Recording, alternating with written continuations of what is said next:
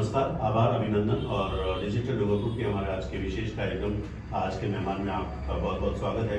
और आज जिस कार्यक्रम पे चर्चा हम करने को जा रहे हैं, स्वतंत्रता संग्राम में जनजाति नायकों का योगदान, उसके बारे में तो बातचीत करेंगे, लेकिन उस बातचीत के लिए हमारे बीच मौजूद है डूंगरपुर भोगीलाल पंड्या सरकारी महाविद्यालय के हिंदी के विभागाध्यक्ष डॉक्टर गणेश लाल जी नीनामा, जो कि इस कार्यक्रम के संयोजक के साथ ही साथ समाज सेवक श्री बंसीलाल जी कटारा साहब। सर, आप दोनों का बहुत बहुत ही स्वागत है। जनजाति के बारे में हम बातचीत करें तो दोस्तों, आप सब जानते हैं कि हमारा डूंगरपुर, बांसवाड़ा, खैरवाड़ा, खिसिया जी, ये जो पूरा एरिया है वो जनजाति बाहुल्य एरिया है। और यहाँ के बहुत सारे लोग, बहुत सारे नायक ऐसे हुए हैं जिन्होंने राष्ट्रीय अंतर्राष्ट्रीय स्तर पर हमारा नाम गौरवान्वित किया है।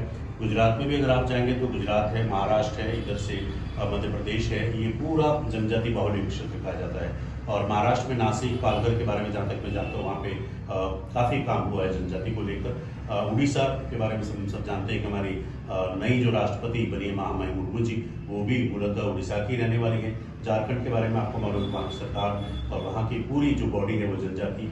नॉर्थ ईस्ट की अगर हम बात करें, वो चाहे आसाम हो, चाहे मेघालय हो, चाहे शिलोंग हो, नागालैंड हो, जनजाति बाहुल्य क्षेत्र है। तो इसी को लेकर स्वतंत्रता कि अब क्या कुछ योगदान रहा, उसका जो कार्यक्रम है उसके बारे में हम आज बातचीत करेंगे। इस कार्यक्रम के संयोजक डॉक्टर गणेश लाल जी नीनामा साहब, सर एक बार फिर से आपका स्वागत है। क्या कुछ है ये कार्यक्रम, कहाँ पर होने जा रहा है और क्या इसका टाइम टेबल रहेगा, जब उसके बारे में हमारे दर्शकों को। जी सर। जी धन्यवाद सर। राष्ट्रीय जनजाति आयोग जनजाति नायकों का स्वतंत्रता संग्राम में जो योगदान रहा है, जो इतिहास में दर्ज न हो पाया है, उस योगदान को लेकर के देश के 125 विश्वविद्यालयों में इन महापुरुषों के गौरव को लेकर के कार्यक्रम करने जा रहा है।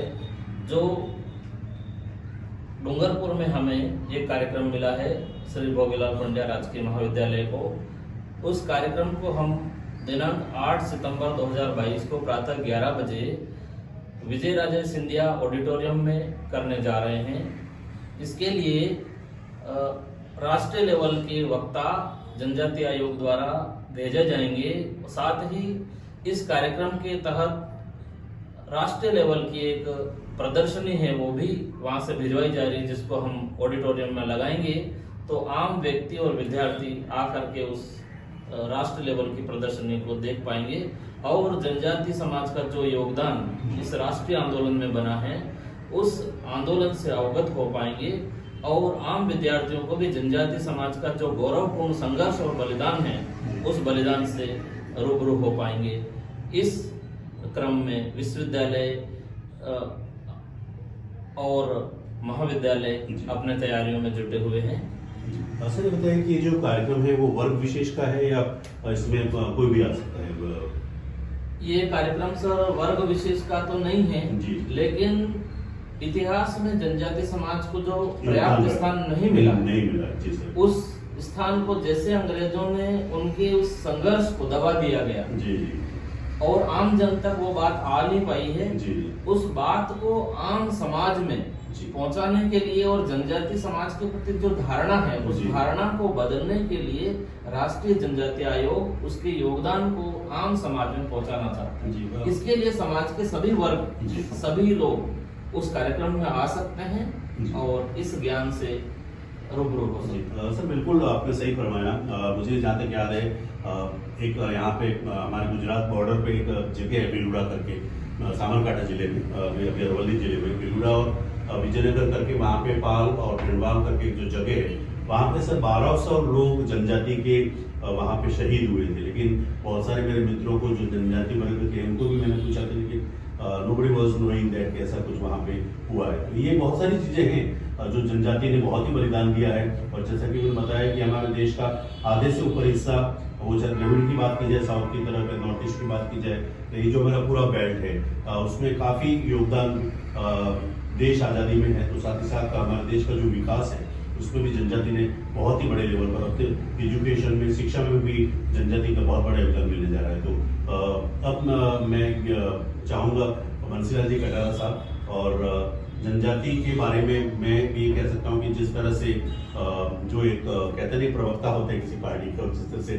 फ्लोली बोलते हैं और एक बहुत बड़े लेवल का काम कर रहे हैं। जब स्थितियाँ कुछ यहाँ पे गड़बड़ाई थी लेकिन बंसीलाल जी जो कुछ काम कर रहे हैं जनजाति को लेकर उस चीज को पटरी पे वापस लाने की, सर आप क्या कुछ कहना चाहेंगे इस कार्यक्रम के बारे में? और बड़ी खुशी है जी कि इस जनजातीय ट्राइबल क्षेत्र के अंदर जनजाति के जननायक जी जिन्होंने देश की आजादी में बहुत अहम योगदान दिया है, जी। लेकिन दुर्भाग्यवश ऐसा है कि 1850 से लगाकर अब तक के जितने ये समय कालखंड रहा है जी, जी। उसमें जनजाति के जो महापुरुष रहे, जननायक रहे, जी। जितने देश की आजादी में और अखंडता और संप्रभुता के लिए, देश को बचाने के लिए जो हमने जनजातीय योद्धाओं ने जो हमारा योगदान दिया है, दुर्भाग्य कहें कि हमारा इतिहासकारों में जो स्थान मिलना जी। चाहिए वो नहीं मिल पाया है। जी। किसी भी जाति के जी। लिए उसका जो गौरव होता है उसके महापुरुष होते हैं। जनजाति की गौरव जो है हमारे महापुरुष है, लेकिन इतिहास में इन पन्नों में दर्ज नहीं हो पाए। जी। तो जनजातीय आयोग ने जिस तरह का ये काम किया है,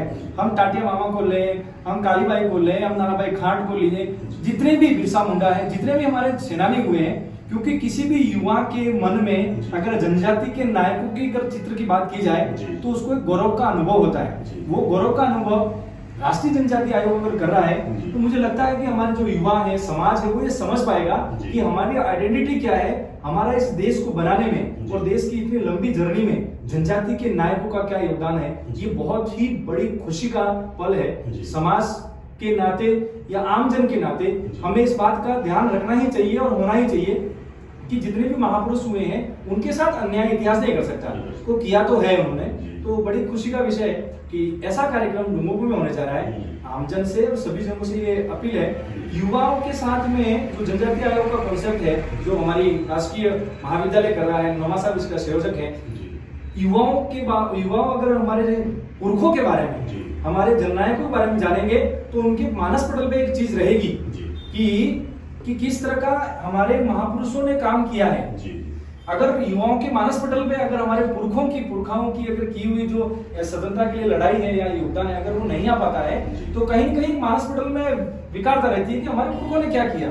तो ये युवाओं को जनजातीय आयोग ने बहुत अच्छा इनिशिएशन लिया है कि युवाओं को, कॉलेज में पढ़ने वाले अध्ययनरत विद्यार्थियों को इनके पुरखों के द्वारा किए गए जो योगदान है उन योगदानों को इन छात्रों के सामने रखें। तो ये अभिनव पहल है, हम स्वागत करते हैं जैसे हमारे। जी सर, बिल्कुल सही कहा आपने। जहाँ तक मैं सोचता हूँ या जहाँ तक मेरे विचार हैं, सिर्फ स्वतंत्रता आंदोलन की बात नहीं की जाए, उसके पहले महाराणा प्रताप के समय भी जो कुछ बलिदान जनजाति के लोगों ने दिया, राणा कुंजा, तो ये सब चीज़ें हम सब जानते हैं। लेकिन अब अगर हम आदिकाल में चले जाएं, भगवान राम के ज़माने में भी, तो मुझे अच्छी तरह याद है कि जब भगवान राम को वनवास मिला था, सबसे पहले वो निषाद के वहाँ पे जाकर ही कहते थे, केवट ही सबसे पहला उनका सेवक बना था।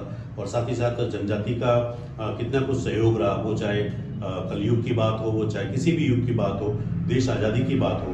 सर, आप बांसवाड़ा के मूलतः रहने वाले हैं, तो मानगढ़ धाम के बारे में हम और आप तो जानते हैं, लेकिन बहुत सारे नए युवा आज ये बात अलग है कि आज पिछले 1 साल से मैं देख रहा हूँ कि मानगढ़ धाम को एक कहीं न कहीं पॉलिटिकल सेंटर बना दिया है। लोग अपने लिए वहाँ पे दौड़ के जा रहे हैं। वास्तविक चीज कुछ और होनी चाहिए, उसके बारे में आप क्या कहेंगे? जी सर, मानगढ़ हमारे लिए एक आध्यात्मिक और श्रद्धा का केंद्र है, गौरव का केंद्र है, राजनीति का केंद्र नहीं होना चाहिए। जी। तो ये राष्ट्रीय आंदोलन में जो उस समय का जो आंदोलन था, मानगढ़ तीनों राज्यों के केंद्र में है और लोगों ने वहां पर जो बलिदान दिया है, उस बलिदान को इतिहास ने भी कम करके आंका है। जी।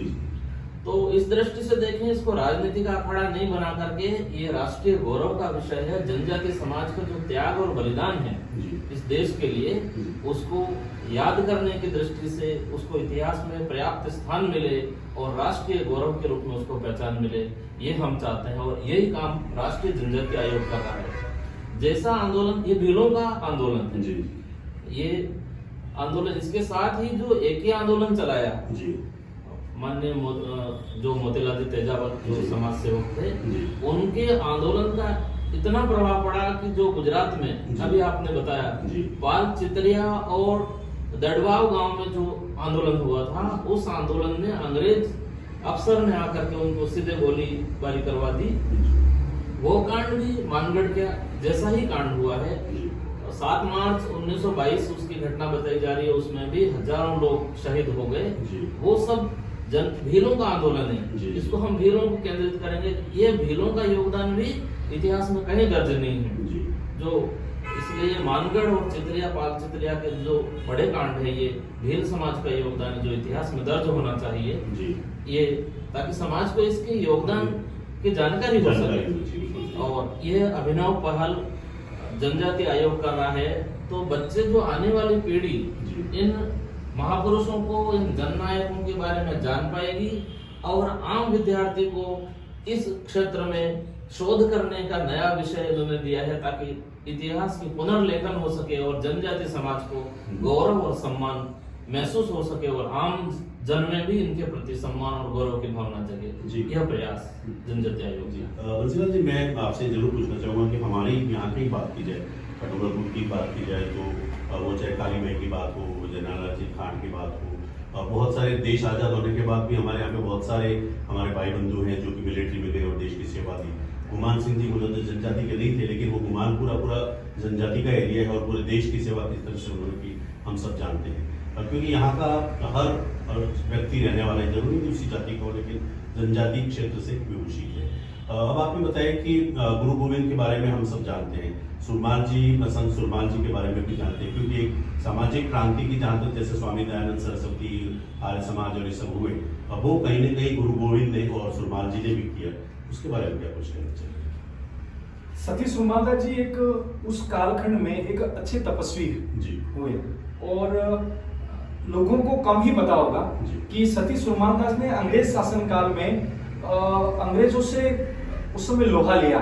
यूं कहें कि जो इनकी वेट वगैरह की जिस तरह की जो प्रथाएं थी, उनका बहुत घोर विरोध किया, और अंग्रेज प्रशासन ने भी उनको ऐसे ही तपस्वी नहीं कहा। जो तपस्वी सती सुरमाल दास जी के आगे लगी है, उनकी कड़ी परीक्षा हुई है। उन्होंने शीशा, गर्म उबलता हुआ शीशा पिया है और शीशा वापस निकाला है, कम भी पड़ा है तो दांतों से निकाला है। तो ऐसी कई तपस्याओं से वो गुजरे हैं। समाज में जिस तरह की उस समय बुराइयां थी या पिछड़ेपन होने का जो कारण था, उन्होंने इस विषय को पकड़ा और समाज में एक गुरु उपदेश के रूप में, गुरु शिष्य जो एक परंपरा है, उसको स्थापित करते हुए यहाँ के वागड़, गुजरात, मांडव, मालवा, जितने भी ये 3-4 स्टेट हैं, उसमें अपने शिष्य को ये स्पष्टता कहा कि अगर इस समय के साथ, परिवर्तन होने वाले समय के साथ हमें चलना है, कुरीतियों को त्यागना पड़ेगा, मांस, मंदिरा, दारू छोड़ने पड़ेंगे, शिक्षा के क्षेत्र में हमको आगे आना पड़ेगा। ऐसे जो प्रयास थे, ऐसे जो बात थी, ऐसे जो काम थे, वो सती सुरमाल दास ने किए। हम में और आप सबको पता है, जहां जहां गुरु गोविंद और जहां जहां सती सुरमाल दास ने अपने उपदेशों से गुरुओं और शिष्यों को जो परंपरा स्थापित की, आप देखेंगे वहां सामाजिक स्तर पे, आर्थिक स्तर, शिक्षा के स्तर पे बहुत बड़ा डेवलपमेंट हुआ है। इन दोनों जो महापुरुष हैं, इनका योगदान जनजाति समाज में नकारा नहीं जा सकता। हम और आप सभी इससे और सभी परिचित हैं कि सती सुरमाल दास जी का इस पूरे संभाग में, पूरे 4 राज्यों में बहुत बड़ा योगदान अंग्रेज कालखंड से चलता हुआ है। गुरु गोविंद के बारे में क्या कुछ कहना चाहिए? गुरु गोविंद जी और ये दोनों एक पूरक हुए हैं। इतिहास में बहुत सही ढंग से जो इसका परोसा जाए तो ये दोनों एक समय के समानांतर व्यक्ति हैं। यूं कहें कि वो आपस में मिल के किसी विशेष समय में, कालखंड में भीलों को, दूसरी जो जनजाति हैं उनको मिलके उन्होंने एक दिशा निर्देश किया, विदा निर्देश किया। उन्होंने कमी क्या थी इस समय को पकड़ा था। क्योंकि जनजाति के बारे में मैं विशेष आपको बात बताना चाहूंगा, शिक्षित होने के बावजूद भी अपनी बात को प्रखर प्रवाह के साथ कहना जनजाति के वो डीएनए में नहीं है। लेकिन चूंकि ऐसे महापुरुष आए, इन्होंने ये बताया और जो कुरीतियां थी उसको हटाया, तो एक विषय बना कि भाई ऐसे महापुरुष कह रहे हैं। क्योंकि हमारा यहाँ आस्था और श्रद्धा के केंद्र जो है वो बहुत मजबूत है। वागड़ कहें या भारत कहें, जो लोग ये मानते हैं कि अगर सती सुरमाल दास और गुरु गोविंद ने कुछ नहीं किया, तो हम ये प्रमाणिकता के साथ कह सकते हैं कि जहां जहां इनका प्रवास हुआ है, जहां जहां वो रहे हैं, जहां जहां इनके शिष्य हैं, जहां जहां इनकी गादी है, जहां जहां इनकी धोनी है, मेंट है, कोटवाल है, एक बहुत बड़ी, एक गुरु शिष्य परंपरा का एक बहुत बड़ी लंबी लाइन है। आप वहां महसूस कर पाएंगे, हम शहर में आधुनिक होने के बावजूद भी उनके बिना अधूरे हैं। जनजाति से ये 2 महापुरुषों को निकाल दिया जाए तो जनजाति में बहुत कुछ नहीं बचता। और बात रही भोगीलाल जी पंड्या और कालीबाई की, तो हम अलग नहीं कर सकते। हम कई परंपराओं से साथ आ रहे हैं। कालीबाई को अगर याद करेंगे, नानाभाई खाट को याद करेंगे, तो भोगीलाल जी पंड्या सबसे पहले सूत्रधार में आएंगे। तो जिस तरह की प्रक्रिया, जिस तरह की जो इस कालखंड में समय रहा है, भीलों का, इन भीलों के गुरुओं का, हमारे जनजाति के गुरुओं का, दम, कोटवाल, मेट, ये सारी चीजें एक दूसरे से जुड़ी हुई हैं, जो सतत क्रम विकास का चल रहा है।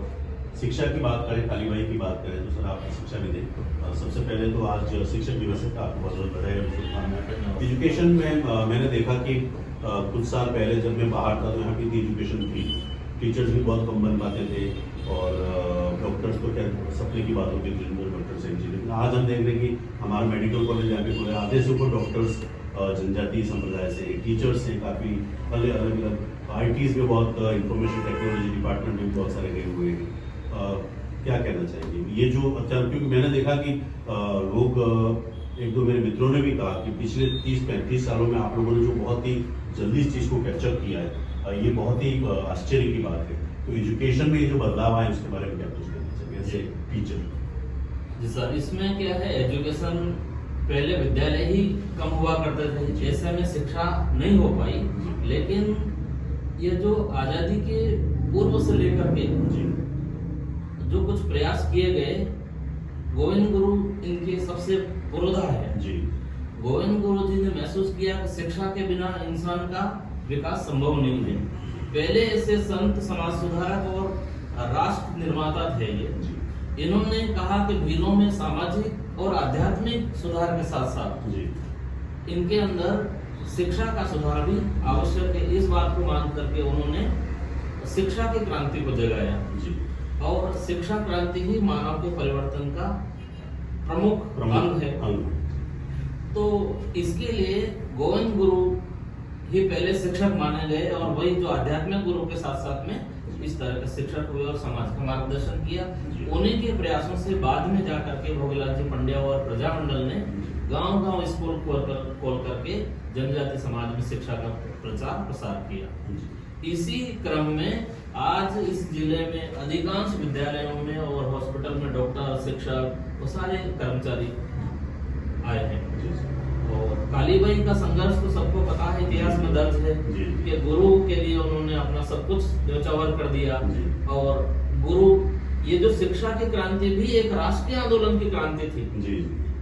गुरु गोविंद इसको बखूबी समझते थे कि बिना शिक्षा के किसी को हम इस राष्ट्रीय आंदोलन में नहीं ले जा सकते। पहला हथियार अध्यात्म था, दूसरा हथियार शिक्षा था।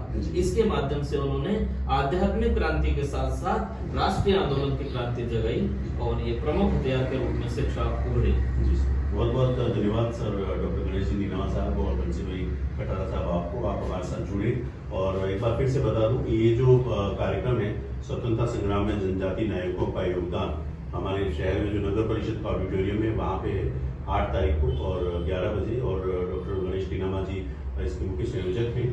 तो आप भी इस कार्यक्रम में उपस्थित होने की पूरी कोशिश कीजिए। और हम चाहेंगे कि शायद इस कार्यक्रम, बहुत बार से कार्यक्रम होते हैं, लोग मूल के चले जाते हैं, उसके बाद चीज़ें कुछ होती नहीं है। जैसे कि आज पता नहीं कितने ही सालों से मानगढ़ धाम के लिए कहा जा रहा है कि वो बनाया जाना चाहिए, लेकिन चीज़ें वहीं पे हैं। तो मैं बस यही चाहूँगा कि बंसी भाई जैसे युवा लोग हमारे साथ हैं, तो आप इसमें कुछ करें और जनजाति का इन चीज़ों में वास्तव में जो योगदान है ज़्यादा से ज़्यादा जनजाति में तो जाए, साथ ही साथ देश के जो अन्य समाज हैं उनमें भी ये लेसन जाना चाहिए कि जनजाति ने सिर्फ खेती में या अन्य जो भी योगदान नहीं दिया है। आज हम जो आज़ाद सांसें ले रहे हैं 1947 देश आज़ाद होने के बाद, उसमें भी जनजाति का नायकों का बहुत योगदान है। और आप हमारे बीच से उपस्थित हुए, अपना कीमती समय देकर आप दोनों को बहुत बहुत धन्यवाद। Thank you sir. धन्यवाद।